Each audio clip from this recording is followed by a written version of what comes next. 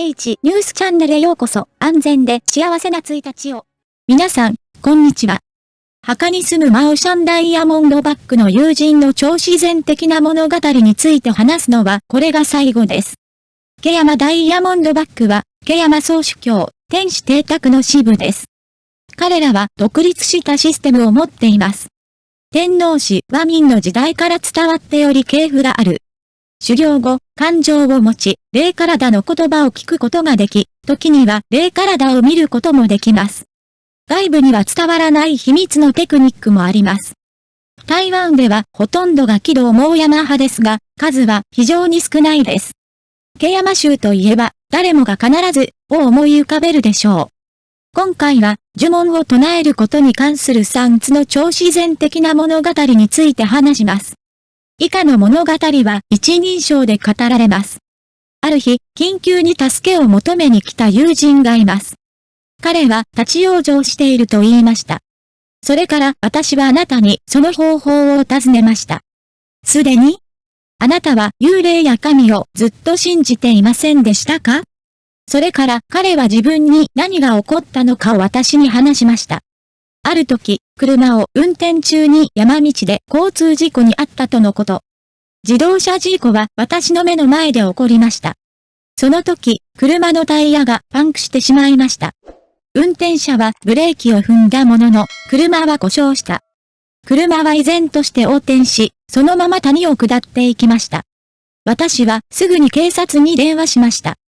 警察が来た時、私は立ち去りませんでした。捜索救助が完了するまで手伝い、その後出発しました。血みどろの運転風景は今でも覚えていますが、この事件から半月ほど経った頃から運転をするようになりました。悪夢、暗闇の中で、次はあなただという声が聞こえる夢を見ました。次はあなたです。あなたの隣には誰もいませんでした。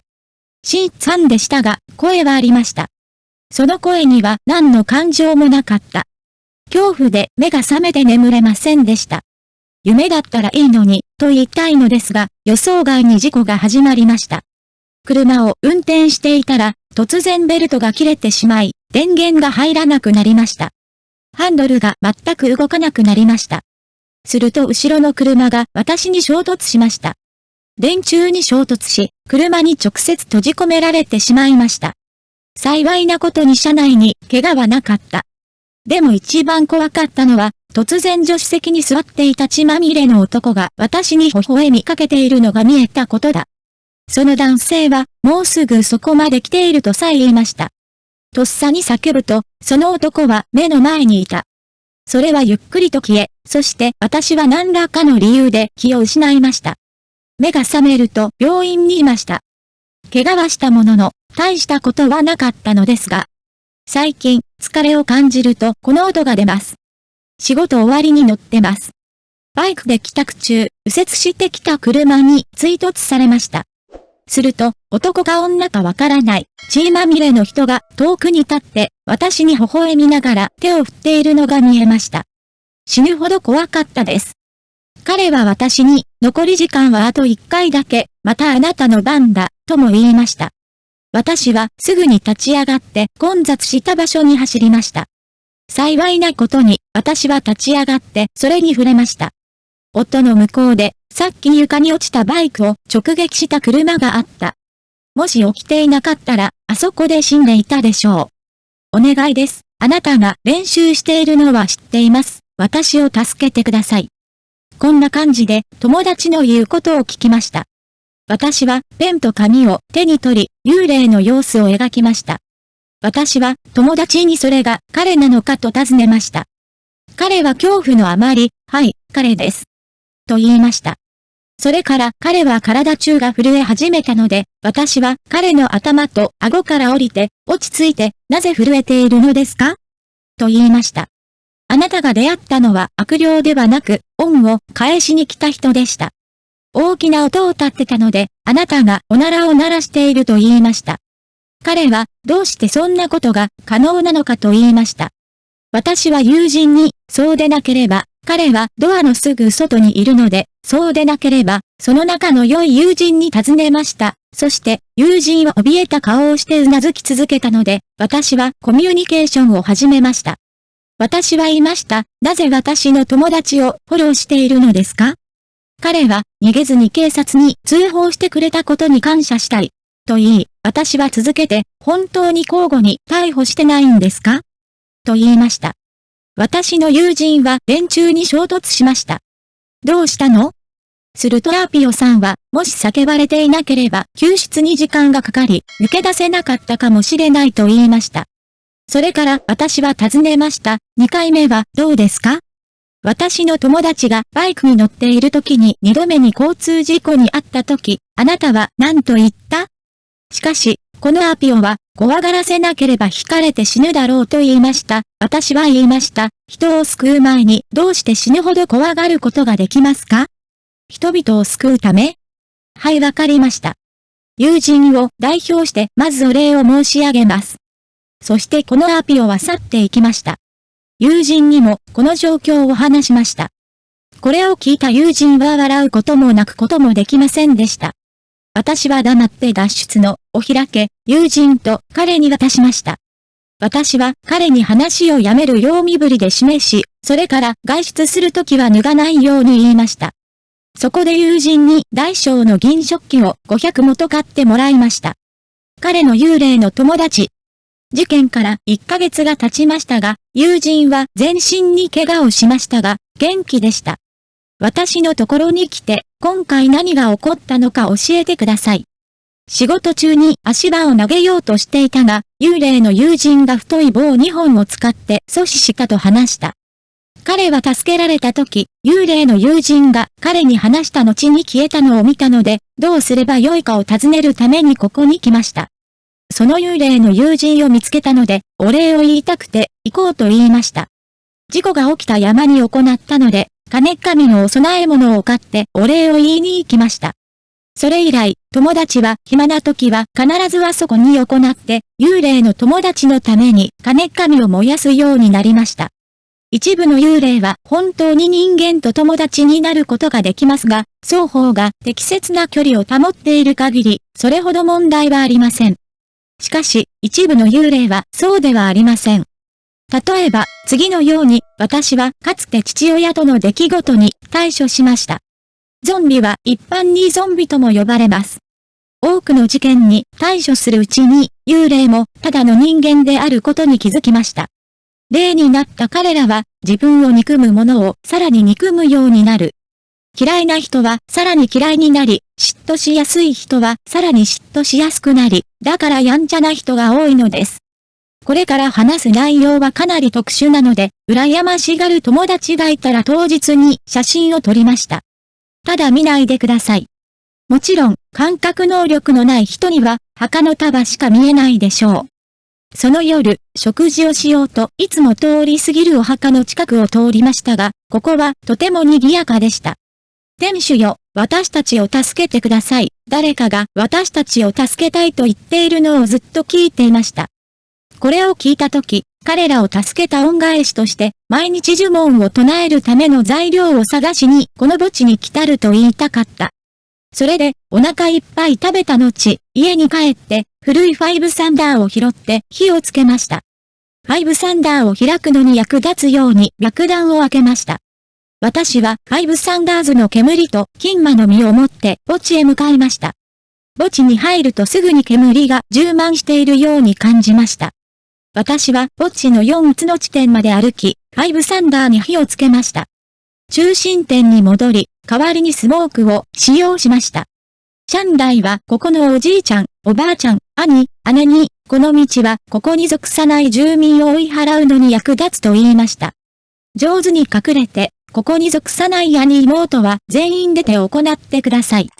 煙が消えたら呪文を唱え始めます。それはおかしいです。正面から写真を撮りました。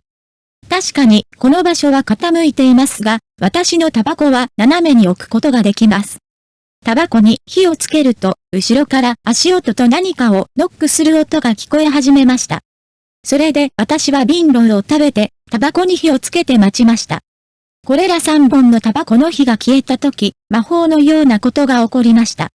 同時に火をつけた3本のタバコの長さは大きく異なっていました。この時、目の前のハイビルで誰かが私を見て石を投げているのを感じました。私は怒って言いました。そんなことはやめてください。私はここにいます。あなたを助けてくれた人がそう言った後、手遅れだと頭を下げて謝っている姿を実際に見ました。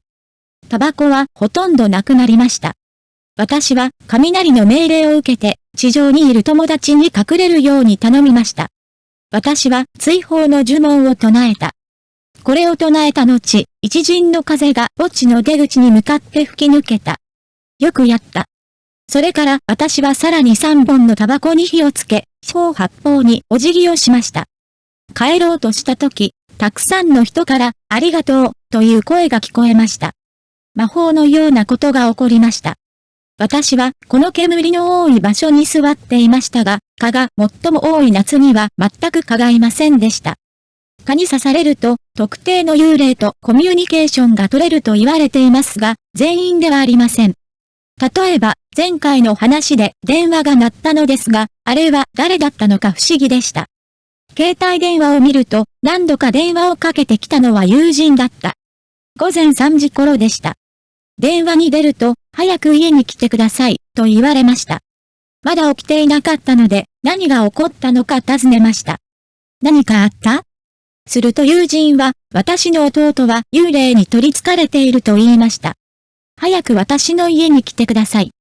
それを聞いた私は、上堂で焼香をするためにすぐに自宅に駆けつけ、辰砂36サンダーと北斗エクソシストナイフを手に取り、すぐに彼の家に向かいました。私が彼の家に着くと、友人と彼の父親が協力して弟を床に押し付けて見守っていました。まだ立ち上がるのが少し大変でした。兄は人間離れした方向を上げた。近所の人たちが私に会いに来てくれました。友人は私を見ると手伝いに来て、なぜ何も持ってこなかったの?と言いました。私は大丈夫だと言い、指紋を採取し、北斗エクソシストナイフを兄の頭に押し当てました。友達が私の魔法の武器を見たとき、本当にクソって言いました。恥ずかしいです。あなたの男はとてもミニですよね。十分強力ではないですか?疑問符?私は、ただ黙ってみてください、と言いました。それから私は彼の父親に線香を焚いてほしいと頼みました。しかしこの時、友人の兄弟は非常に邪悪な声でこう言いました。あなたは私に何ができるのですか?あなたは私に対して失礼です。そして私に何をしたいのですか?行かせて。能力があるなら行かせてください。私は言いました。わかった、行かせてください。プレイして誰がより優れているか見てみましょう。そこで私はタバコを取り出して火をつけ、友人とその父親に窓とドアを閉めに行くように言いました。友人は本当かどうか捕まえることもできないよ。本当に手放す気あるの?と言いました。私は手放すって言いました。手が離れるとすぐに兄は立ち上がって私に向かって突進してきました。彼は非常に激しい目で私の服を引っ張り、さあ、と言いました。あなたが持っているものを見せてください。私は彼に辞任したいですか?と言いました。彼は、もしあなたが私に小言を言い続けるなら、あなたを連れて行ってあげると言った。そしてバックパックから36サンダーを取り出し、呪文を唱えて彼の頭を直撃した。私が彼を殴るとすぐに、兄はすぐに気を失いました。私は笑った。とても強力だと言いませんでしたか?すぐに逃げた?そこで私は清浄機を手に取り、弟が自分で体をきれいにするのを手伝いました。弟はゆっくりと目を覚ましたので、私は弟に、どうしたの?と尋ねました。兄はゆっくりと話し始めた。私たちはその日に会社で起こったいくつかの出来事について話していました。突然、とても不快な気持ちになりました。どうしようもなかった。私は兄に電話して家まで送ってくれるように頼みました。帰り道、何が起こったのか思い出せませんでした。どうしたの?"そこで私は何を話し合っているのですかと尋ねました。弟は続けて、今日私たちは倉庫で商品を仕分けしており、高層の棚から大きな商品を取り出すためにタッチフォークリフトを使う必要があると言いました。その結果、他の人たちは、先輩が一人で作業していて、フォークに注意を払わなかったために殺されたのではないかと議論し始めました。全員が始めました。